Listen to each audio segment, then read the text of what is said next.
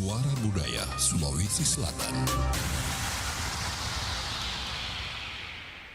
Assalamualaikum warahmatullahi wabarakatuh dan selamat pagi sahabat wala beriku di mana saja berada sahabat budaya, kita bersama di obrolan komunitas pagi hari ini dan alhamdulillah saya sudah bersama narasumber yang hadir di pagi hari ini dan kita di obrolan komunitas mengenai revitalisasi bahasa dan sastra di Makassar. Sahabat budaya, alhamdulillah di ujung atau di Zoom kita ada Pak Lakbiri SPD MPD. Beliau adalah pengurus HPBD Sulsel juga guru. Nah, kita akan bicara tentang revitalisasi. Oke, Assalamualaikum Pak Lakbiri. Waalaikumsalam. Bu Ani. Iya, senang sekali jumpa dengan kita kembali ya, walaupun by Zoom ya, Pak Lakbiri. Baik Kak. Iya, alhamdulillah sehat Ki. Alhamdulillah. Alhamdulillah. Oke. Nah, Pak Lakbiri, kalau kita bicara tentang revitalisasi, pastinya ini revitalisasi menyangkut dengan bahasa di Makassar. Nah, seperti apa atau apa pengertian dari revitalisasi itu sendiri? Silakan Pak Lakbiri. Ya, baik Kak. Nanti jadi revitalisasi ini adalah satu upaya Ya. hidupkan kembali dan menguatkan penggunaan bahasa Makassar khususnya, Iya. ya, atau bahasa-bahasa daerah, terutama spesifik Bahasa bahasa Makassar. Makassar. Ya.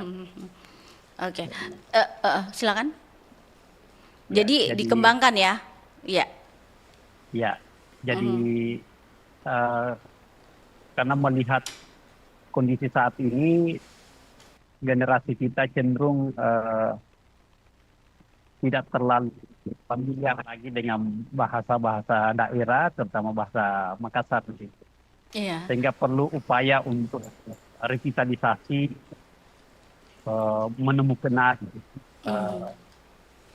daerah ini sebagai sebuah warisan budaya dan syarat dengan nuansa nilai, nuansa saya dan tentu di dalamnya mengandung kearifan-kearifan lokal ataukah lokalitas yang perlu dijaga kelestarian. Oke, baik Pak Lakbiri, kalau bicara mengenai revitalisasi, nah bagaimana revitalisasi itu diperkenalkan kepada generasi muda kita saat ini? Silakan Pak. Ya, jadi tentu hal mendasar yang perlu kita samakan persepsi bahwa salah satu dari tujuan revitalisasi ini adalah bagaimana melestarikan warisan budaya, kemudian bagaimana meningkatkan kesadaran generasi kita atau kesadaran masyarakat dalam menggunakan bahasa-bahasa lokal ini. Ya. Kemudian bagaimana mengembangkan penggunaan bahasa ini sehingga itu lebih kontekstual, lebih berterima di generasi kekinian ya, dalam konteks perubahan zaman yang begitu cepat, ya, sehingga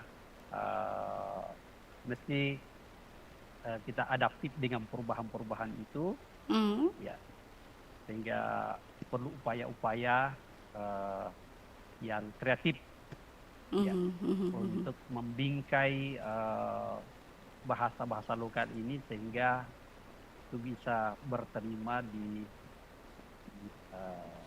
saat ini atau di generasi milenial, generasi Gen Z ya, dan ya, apalah istilahnya yang ya pokoknya itulah Pak Lakbiri.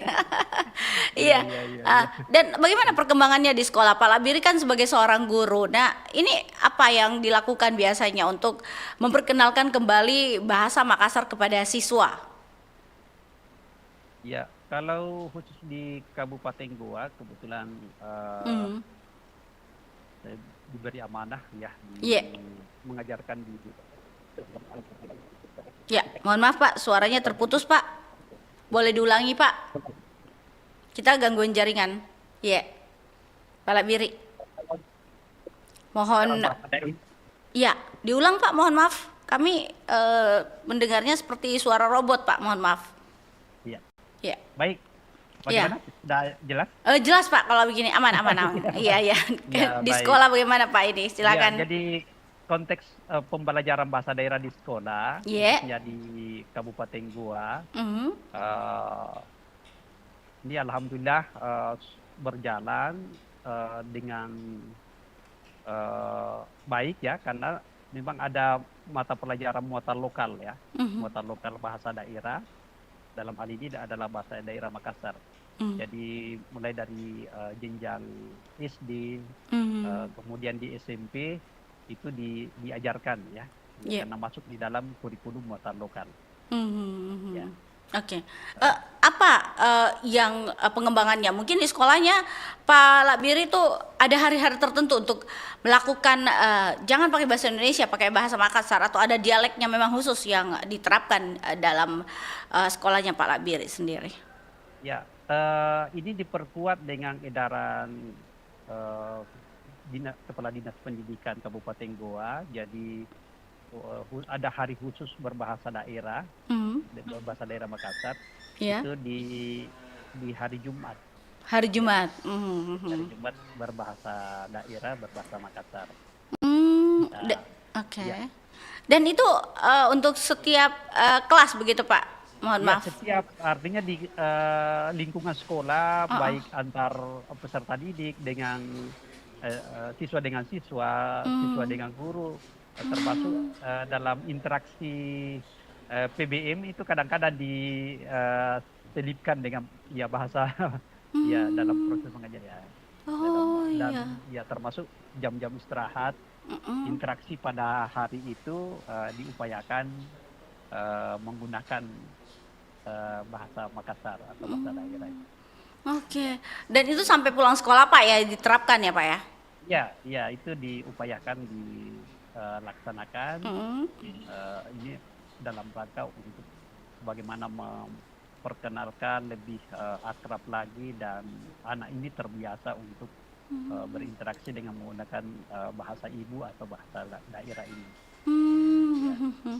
Iya, untuk pengajaran di sekolah Pak, memang ada khusus seperti ini Pak, muatan lokal itu pelajarannya memang tentang bahasa saja atau tentang pengenalan kepada pahlawan atau bagaimana Pak untuk penerapan di sekolah ini mengetahui bahasa Makassar? Tulisan lontara kah atau apa Pak di sekolah?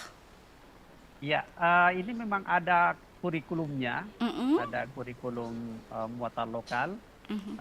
Termasuk dari PPDBI, Perhimpunan eh, Pengajar Bahasa Daerah, ini sudah merumuskan ada panduan kurikulum, Iya. ya kurikulum muatan lokal khusus bahasa-bahasa daerah di Sulawesi Selatan. Mhm. Itu sudah ada eh, dikeluarkan, diterbitkan dan itu yang menjadi panduan ya untuk Iya.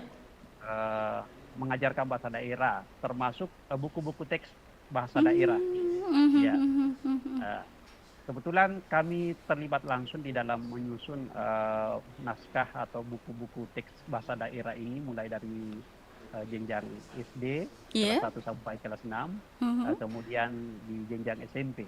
Nah, Oh iya, heeh, heeh, heeh. ya, Oh itu ya, jadi ya.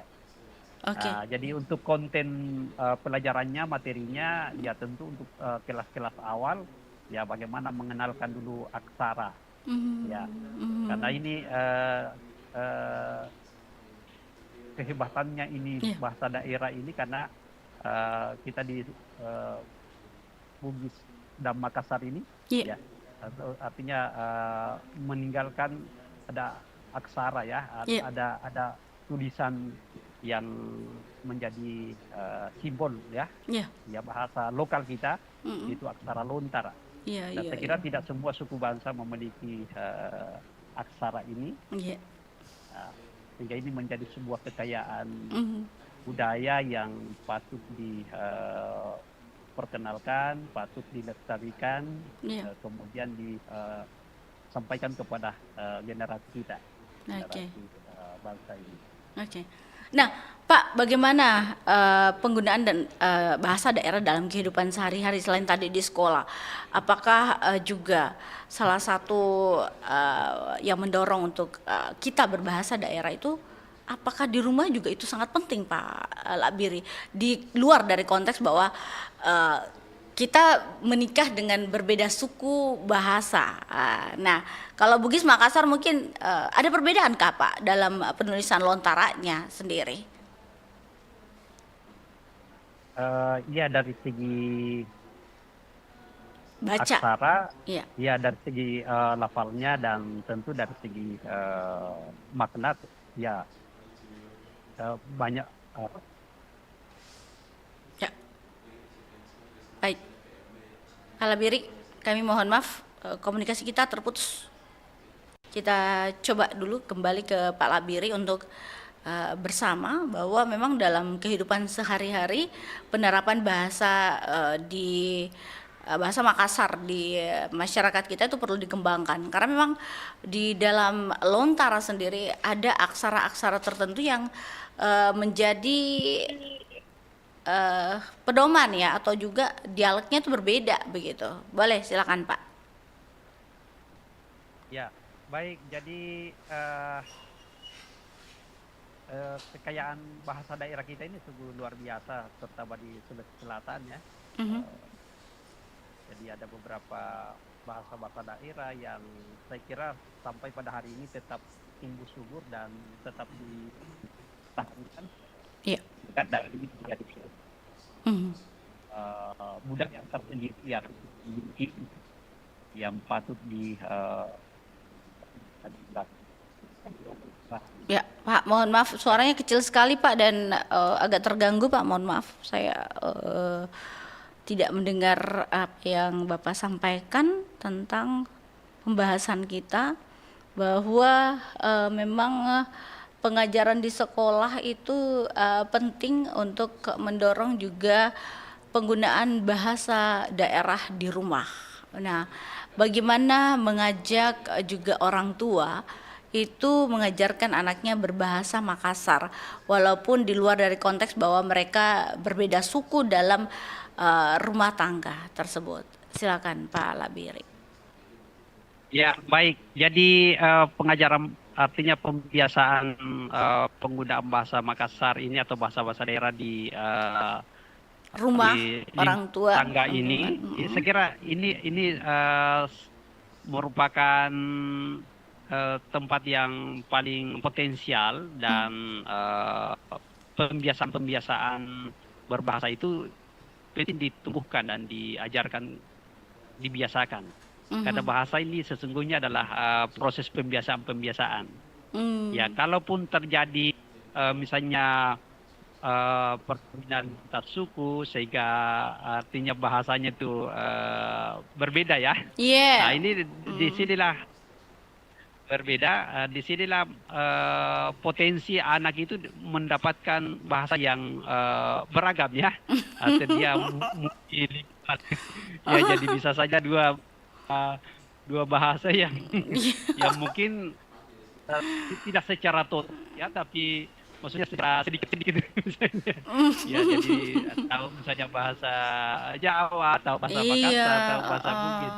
Nah, maka di sini kita mengajak keberagaman bahasa atau multilingual dan dalam banyak ajaran bahasa daerahnya itu sangat menunjang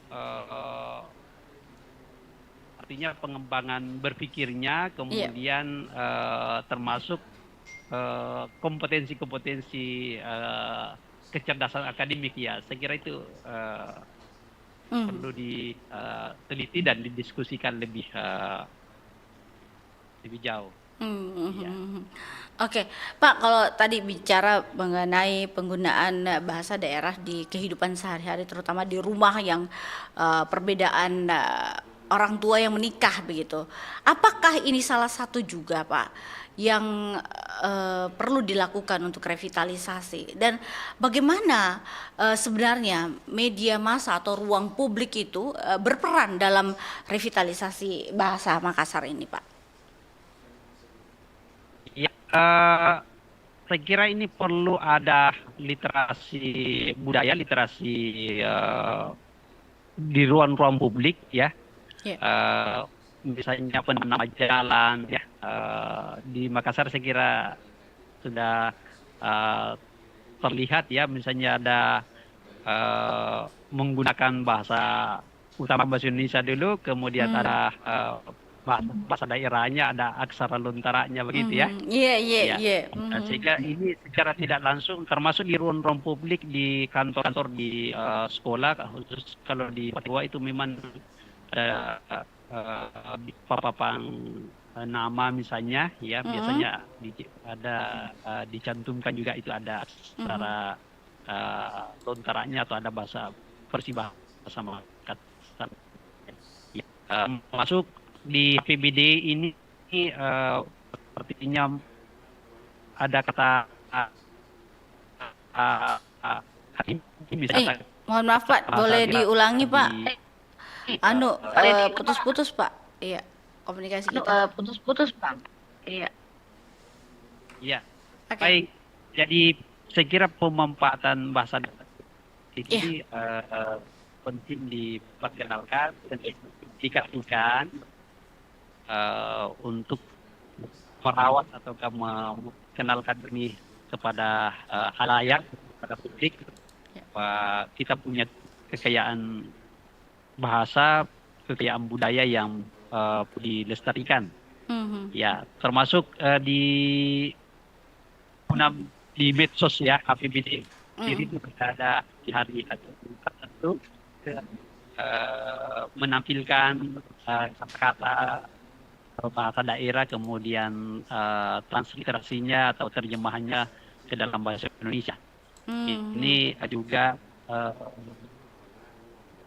artinya senafas dengan apa yang selalu didengungkan oleh oleh Badan Bahasa, bahwa utamakan bahasa Indonesia, lestarikan bahasa daerah, kemudian kuasai bahasa asing. Jadi ini lagi yang perlu kolaborasi dan perlu kesadaran kolektif ya antar pihak-pihak yang berkompeten, yang terkait untuk bagaimana mengkampanyekan ini bahasa daerah ya, sehingga tetap lestari ya. Tetap lestari begitu Pak ya. Ya. Iya, baik. Baik, Pak, kalau bicara mengenai pengembangan sastra sendiri. Sastra kan banyak sekali kita tahu di dalam Lontara itu sastra-sastra lisan yang juga ditorehkan dalam buku Lontara. Nah, seperti apa Pak melihat hal ini dengan perkembangannya di zaman modern, dan bagaimana dengan buku Lontara itu hingga saat ini yang perlu kita tahu bahwa inilah tulisan dari Lontara sendiri dengan literasi lisannya. Silakan Pak, atau tulisannya sendiri. Ya, baik. Jadi sastra Makassar itu luar biasa mata dan variasi sastra yang bisa dijadikan sebagai bahan literasi, bahan informasi ya, yang menyambung silam bahasa Labau untuk kemudian bisa kita konteks di masa kini atau saat ini. Ya, secara garis bahwa sastra Makassar ini terbagi 3 ya. Jadi ada yang berupa puisi, ada yang berupa prosa, cerita-cerita tadi ya, yang disampaikan itu secara lisan ya, tradisi lisan. Kira ini yang banyak ditemukan di Lontara, termasuk kemudian cerita lisan dari mulut ke mulut ya tentunya. Iya. Ceritakan ya. Artinya sastra ada yang berupa teks dan ada yang berupa secara lisan. Nah, salah satu populer tentunya untuk sastra Makassar ada puisi kilung ya. Jadi jenisnya kilung ya, yang ada aru, ada pakiok bunting, Ya. ada ya Raga. upama yang berupa cerita, ya ada rapang, ada pasang yang berupa prosa atau berupa kisah-kisah atau cerita, ya. Kemudian ya bahasa berirama ya, ada royong, ada dondo, ada aru, itu semua konten-konten yang saya kira itu menjadi unik ya, ketika bisa dikemas menjadi sebuah sajian yang menarik ya, Iya. dengan visualisasi yang menarik dan tentu sentuhan-sentuhan teknologi. Saya kira ini yang akan menjadi sebuah daya tarik tersendiri, sehingga pesan itu bisa sampai kepada masyarakat, kepada generasi muda tentunya. Oke. Jadi Baik. ya butuh sebuah formula atau cara-cara yang kreatif ya untuk mengemas konten-konten lokal hingga dia bisa artinya berterima di masyarakat global ya. Ya. Oke, Pak Labiri, kita akan lanjutkan perbincangan kita saat lagi, masih terkait dengan kemasan yang akan dilakukan oleh komunitas kita, terutama juga komunitas dari Himpunan Pelestari Bahasa Daerah dengan kegiatan yang dilakukan. Kita jeda dulu, saya mau kasih dulu pesan berikut ini. Assalamualaikum warahmatullahi wabarakatuh. Waalaikumsalam. Weh, aga je cerita ko HP sapo. Masapa-sapa berita kak. Miguel ada berita nasihat tawede di HP. Apalagi kau beranda aku, cinampu bawa engke sih berita baru. Weh, aja na sembara berita tabaca sapo. Apalagi je tu mangkok ko media sosial le. Dek na risa makada politika sumber berita na aja mana berita berita baca. Ya rega hoax. Manang kesapo. Jadi teki pale wedi sapa berita ko bokut ya. Weh, aja na tama bila sapa berita. Ya komelo ki baca berita akurat si bawa terpercaya. Ya. Tau kabawan ni portal berita na RRI. Oh, manang ka di RRI wasia radio mi RRI. Itu RRI mangkok kue tania bawa radio. Angkatona berita online na iya naritu rri.co.id. Baik, tapi itu wis sesapo. Ya ko mau ketepale lebih ko berita na rri.co.id baca pasti terjamin nih. Mana salah ada sapo pasti terjamin kebenarannya dan dia terpercaya. Apalagi portal berita rri.co.id makanya tampilannya gampang diakses. Ya. Lengkap tuh berita na boleh di daerah-daerah. Napa engkau tuh berita nasional makutu paru berita internasional na. Weh, magelo pedi luar biasa memang RRI. Mapa mulai makokwe update informasi ta melalui portal rri.co.id.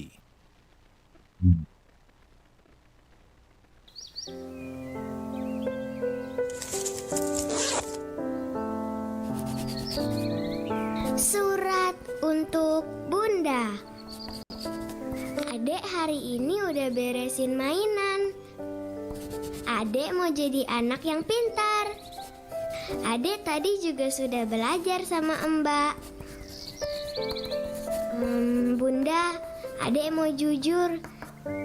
Tadi adek nggak sengaja numpahin susu di kamar. Jangan marah ya Bunda. Adek takut kalau Bunda marah. Kapan sih Bunda itu libur? Adek pengen mainan sama Bunda. Bunda jangan lama-lama ya kerjanya. Adek kangen mau sama-sama Bunda. Kalau Bunda libur, adek mau dimasakin sop ayam ya. Hati-hati ya Bunda, semangat kerjanya. Adek sayang Bunda. Wah. Memilih bekerja ataupun di rumah, ibu tetaplah dunia bagi anak-anaknya.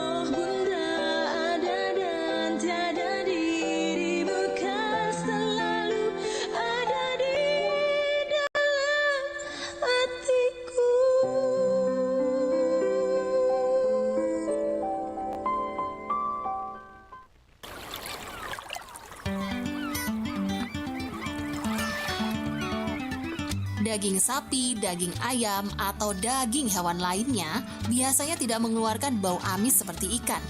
Ikan segar yang baru ditangkap di laut sebenarnya tidak berbau. Paling tidak, baunya masih segar dan mirip laut. Kalau sudah terpapar di bawah sinar matahari selama beberapa jam, aroma amis akan mulai keluar. Menurut American Society for Nutrition, ikan di lautan mengandalkan senyawa yang disebut TMAO untuk melawan rasa asin air laut untuk menjaga keseimbangan cairan. Sebenarnya senyawa ini pada tubuh ikan tidak menghasilkan bau amis. Dia adalah bahan kimia tidak berbau yang ada pada jaringan kulit ikan. Tapi ketika ikan mati, TMAO diubah menjadi TMA yang menghasilkan bau amis.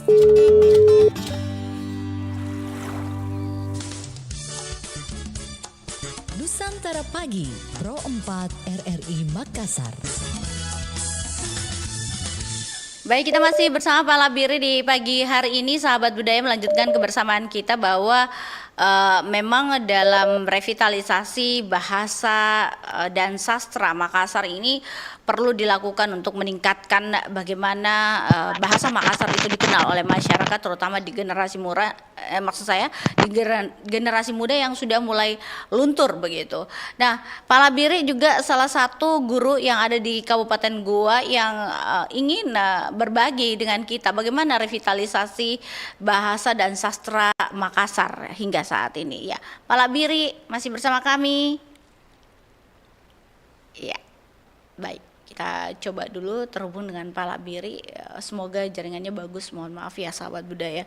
Tadi beliau sempat memberikan kemasan kepada kita bahwa ini dikemas dalam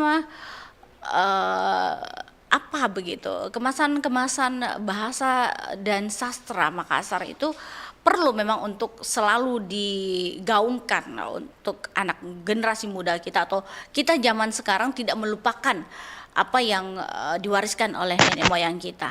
Oke, baik. Pak Labiri, iya, masih bersama kami ya Pak di pagi hari ini. Semoga beliau juga bisa berkomunikasi bagaimana kemasan yang perlu dilakukan untuk meningkatkan bahasa dan sastra di Makassar. Baik, kita coba kembali bersama beliau. Oke, Pak Labiri. Baik. Oke, kita coba dulu dengan beliau. Semoga bagus. Kita oke. Tolong mungkin zoomnya dimatikan Pak ya. Oke dulu supaya kita bisa berkomunikasi dengan WhatsApp dengan lebih bagus, karena memang revitalisasi bahasa dan sastra di Makassar ini perlu ditingkatkan, apalagi dari komunitas himpunan pelestari bahasa daerah yang dibentuk terutama mungkin dalam melatih para guru untuk memperkenalkan bahasa itu atau komunikasi dalam bahasa Makassar. Bagaimana dengan sastranya? Ada beberapa memang masyarakat kita ya, terutama mungkin di Goa dan di daerah-daerah lain yang masih memelihara sastra tersebut untuk terus ditingkatkan. Baik, Pak Labiri. Ya, baik Kak. Iya. Pak Labiri, mohon maaf kenapa ada kresek-kresek, mohon anu dulu Pak. Zoomnya mungkin boleh dimatikan dulu Pak, baru kita ke WhatsApp ya, supaya tidak terganggu komunikasi kita Pak Labiri. Oh ya, oke. Baik Kak. Oke, Pak. Kalau bicara tentang kemasan ini Pak Labiri, tadi sempat disinggung bahwa kemasan dalam sastra Makassar itu sudah dikemas sedemikian rupa. Nah, bagaimana dari Himpunan Pelestarian Bahasa ini, terutama HPBD dalam meningkatkan kemasan atau kemasan-kemasan apa saja yang dibentuk dari komunitas atau juga dari guru sendiri? Silakan Pak Labiri. Baik, kita coba dengarkan dulu pesan berikut ini. Aduh, kecipratan minyak panas nih. Aduh, perih. Aduh, adek, tolong ambilin odol dong di kamar mandi, cepetan. Apa, kenapa? Odol? Jangan kak, odol itu bukan obat untuk luka bakar. Nanti yang ada luka kakak malah nggak sembuh. Masa sih? Kan dari dulu juga pakai odol kalau kena minyak panas.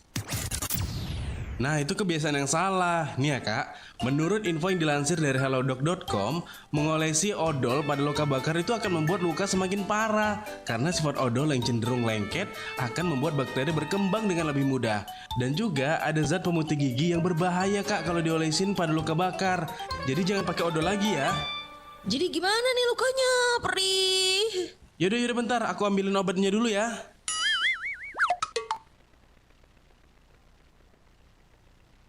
Adek, sini mainan itu. Itu mainan abang. Kembalikan. Bagaimana kalau?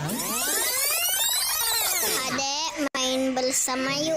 Hei Naisa, cepat makan. Lihat badan kurus kering. Kalau kamu tidak makan, Mama jual kamu.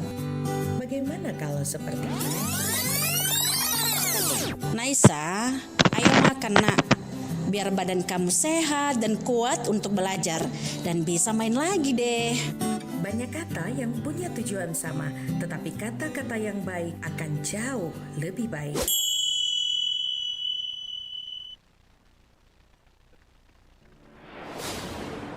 Punah.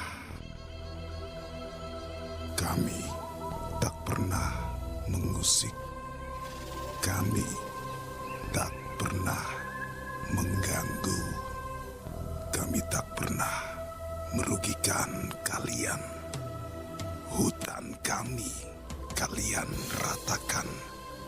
Mengejar, memburu, menangkap, menjual, bahkan membunuh kami.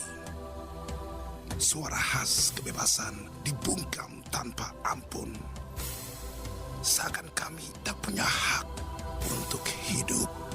Keserakahan kalian tontonkan. Kami cendrawasih menuntut.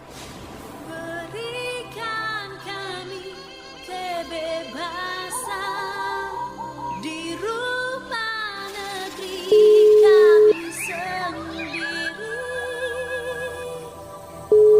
Biarkan Papua, negeri cendrawasih, bukanlah Iya. cerita dongeng. Hentikan perburuan. Kami ingin terbang. Halo. Bebas.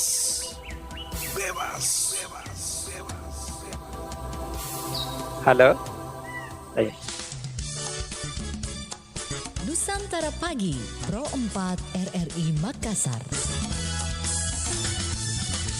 Baik sahabat budaya di mana saja berada, kita masih bersama di obrolan komunitas pagi hari ini dan alhamdulillah kita masih bersama Pak Labiri. Pak Labiri. Ya halo. Ya siap Kak. Ya oke Halo. alhamdulillah mantap. Iya. Oke. Pak Labiri, Iya. kalau bicara tentang komunitas himpunan pelestari bahasa daerah, apa langkah-langkah yang dilakukan untuk mengemas konsep dari sastra daerah sendiri dan bahasa Makassar itu di lingkungan generasi muda atau lingkungan masyarakat sendiri? Silakan Pak Labiri. Iya baik, salah satu upaya yang dilakukan dengan memperkenalkan sastra Makassar ini, katakanlah melalui puisi atau kelong. Ya. Ya, kelong-kelong ini diinventarisir baik yang sifatnya klasik maupun yang sudah modern ya. Iya. Ya. Jadi dengan inventarisasi itu kita mencoba bahwa ini ada yang memang kelong yang sifatnya anonim, ya artinya tidak diketahui siapa yang pertama kali menemukan atau menciptakannya. Kemudian dari kelong-kelong itu bisa diubah menjadi sebuah lagu, menjadi sebuah dimusikalisasi, ya sehingga dengan musikalisasi puisi atau kelong-kelong itu akan menjadi sebuah daya tarik tersendiri, ya menjadi sebuah media untuk memberikan pembelajaran ataupun muatan-muatan estetik ya. Jadi ada di samping muatan nilai yang ingin disampaikan, juga dengan kemasannya yang diupayakan menarik ya, mengikuti tren perkembangan tentunya ya. Ataupun petua-petua papasang itu dikemas dalam bentuk TikTok misalnya ya, ya ataukah dengan menggunakan perangkat-perangkat teknologi yang bisa berterima dengan generasi kita. Iya, oke. Ya. Nah, Pak Labiri, kalau tadi penempatan dari sastra lisan kita, bagaimana penempatannya saat ini?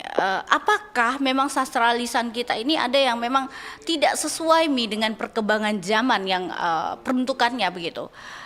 Contohnya mungkin kayak raga, atau juga mungkin orang biasanya itu melakukan hal-hal yang maksudnya sudah tidak pada tempatnya. Apakah sastra ini juga mengikuti perkembangan zaman dan penempatan waktu atau kondisi yang digunakan, Pak Labiri? Ya, ini perlu memang literasi budaya yang baik kepada masyarakat, terutama kepada generasi muda, termasuk ini di beberapa tempat ya, atau ada tanda kutip tempat tertentu. Ini biasa penempatan misalnya aru itu yang tidak secara pas pada momen dan konteksnya. Ya, gitu. Misalnya dalam momen pernikahan atau menjemput pengantin ini biasanya orang menggunakan aru ya. Ya, padahal ini peruntukannya bukan sebenarnya aru kalau orang menjemput pengantin, tetapi ada pakyuk bunting itu yang lebih elegan, lebih memang sesuai dengan konteksnya. Ya, jadi aru ya, jadi ini penempatan-penempatan yang tidak pas itu yang yang akan mengurangi substansi atau mengurangi makna ini sebenarnya dari sastra warisan leluhur ini. Ya, sehingga saya kira apa yang menjadi warisan leluhur baik berupa sastra lisan maupun secara tertulis ini, saya kira itu semua berisi potret kehidupan di masanya, kemudian itu menjadi cermin kehidupan di masa kini. Ya, jadi saya kira sastra-sastra klasik itu di samping memberikan muatan nilai juga memberikan inspirasi-inspirasi, motivasi, dan juga bermuatan estetik. Jadi etika dan estetikanya itu akan tetap sesuai dengan konteksnya, sesuai dengan zamannya.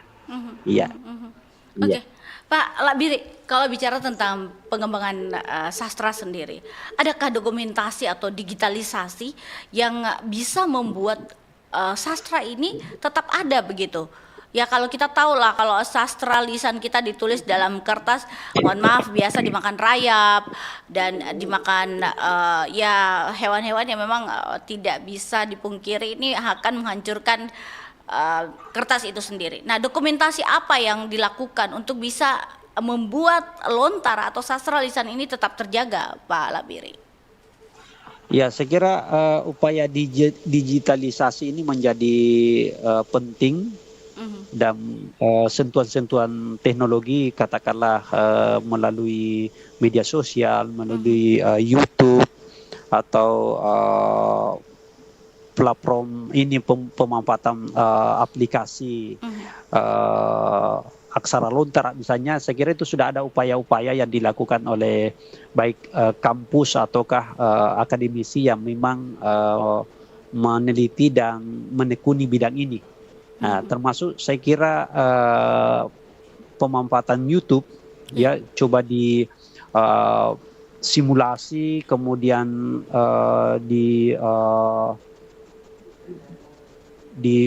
video dan itu dipublikasikan di media, saya kira itu menjadi sebuah upaya untuk memperkenalkan dan tetap merawat sastra-sastra lokal ini, ya, sehingga itu bisa memberikan sebuah sajian yang menarik kepada masyarakat atau kepada halayak.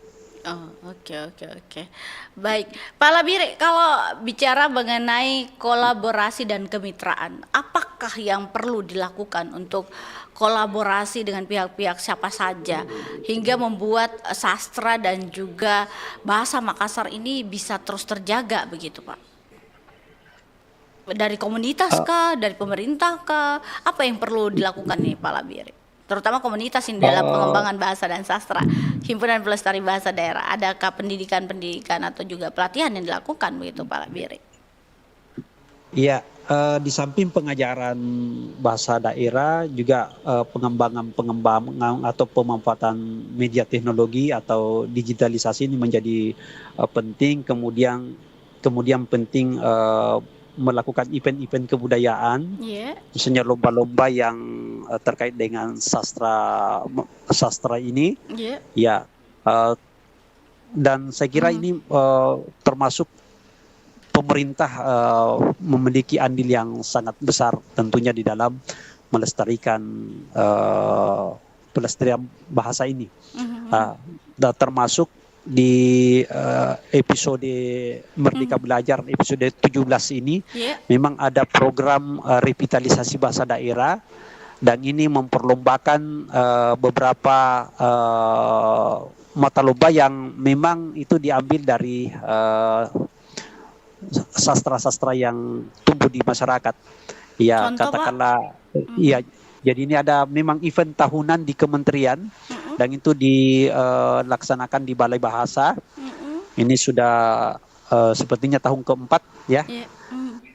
Ini salah satu upaya untuk merevitalisasi atau untuk tetap melestarikan bahasa ini, ya, karena ini lombanya mulai dari SD, SMP, dan itu sudah berlangsung beberapa tahun ini, dan antusias animo masyarakat termasuk siswa itu sangat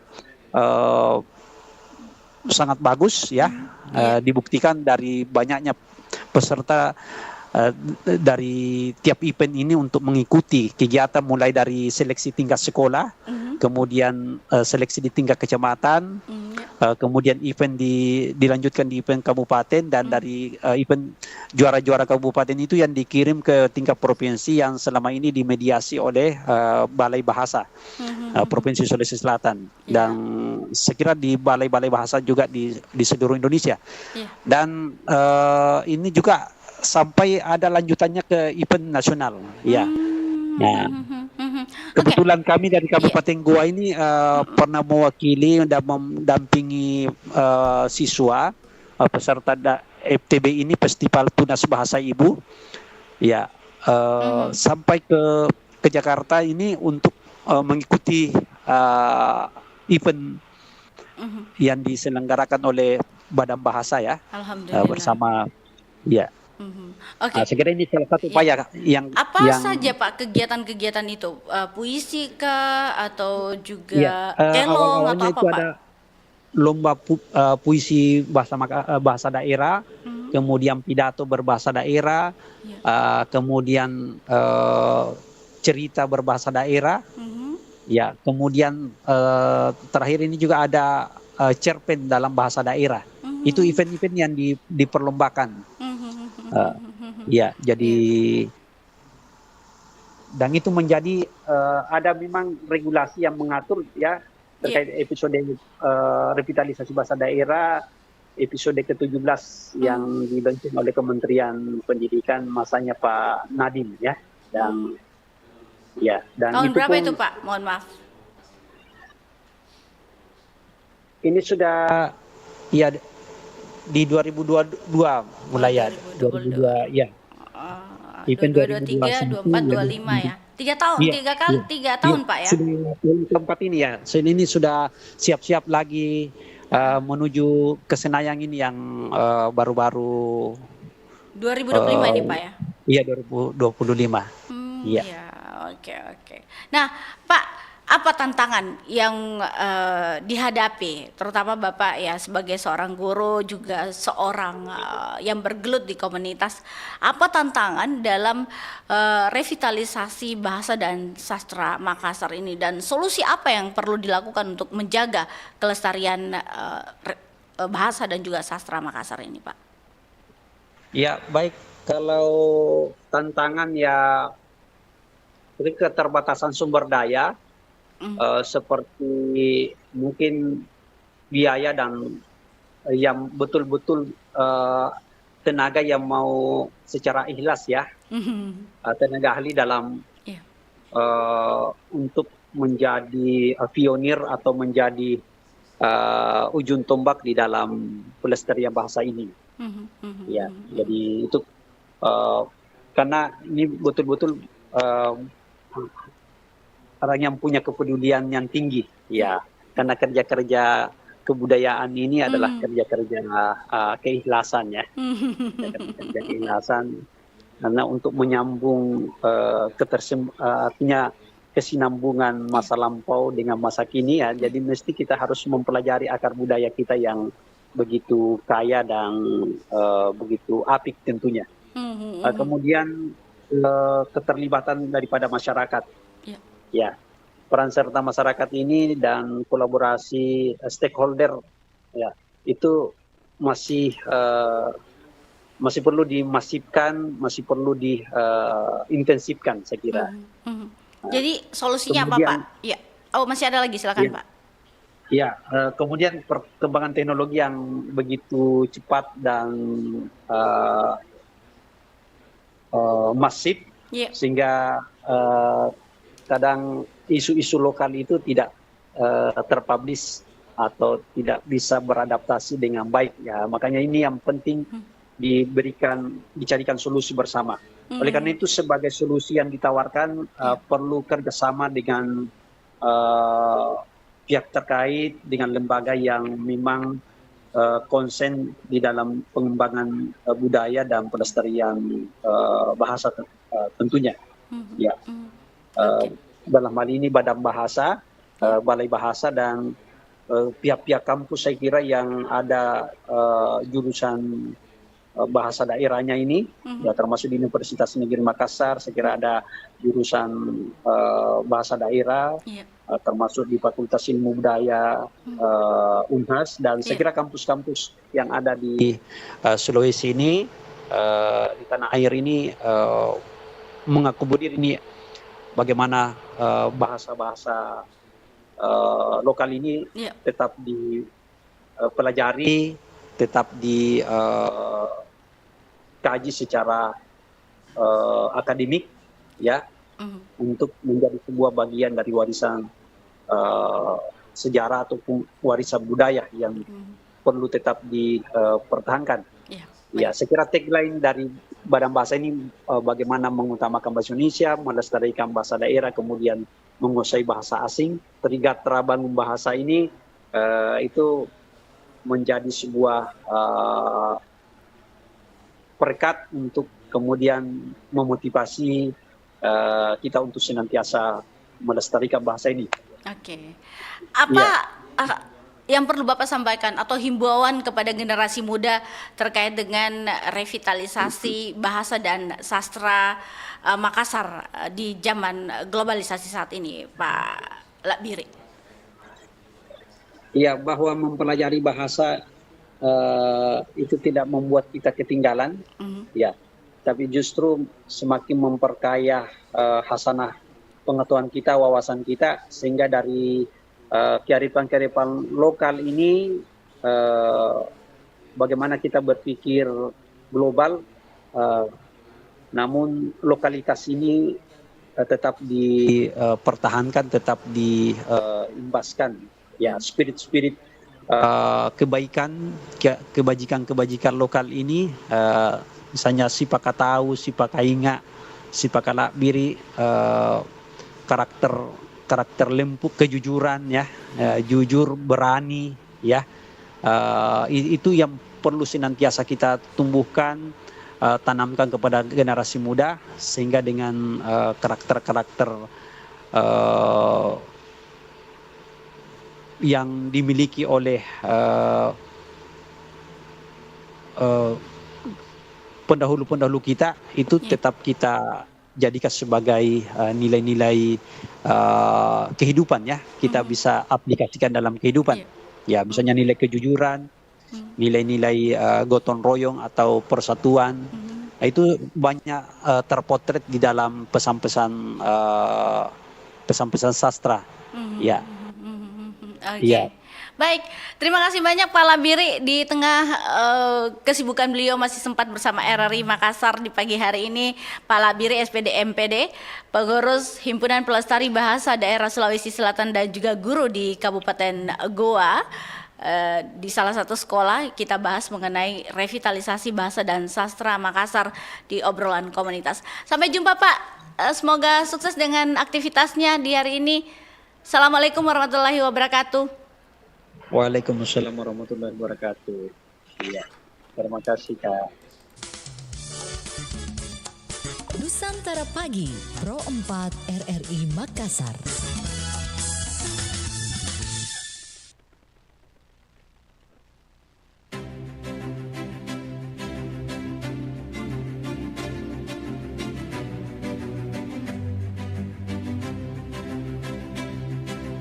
Pemerintah Indonesia telah menetapkan Nusantara menjadi nama ibu kota baru di Kalimantan Timur. Dalam Kamus Besar Bahasa Indonesia KBBI, kata Nusantara memiliki makna sebutan atau nama bagi seluruh wilayah kepulauan Indonesia. Kata ini sering digunakan untuk menggambarkan kepulauan Indonesia yang membentang dari ujung Sumatera hingga Papua. Tapi tahukah Anda bahwa sebelum bernama Indonesia, para pejuang di awal abad ke-20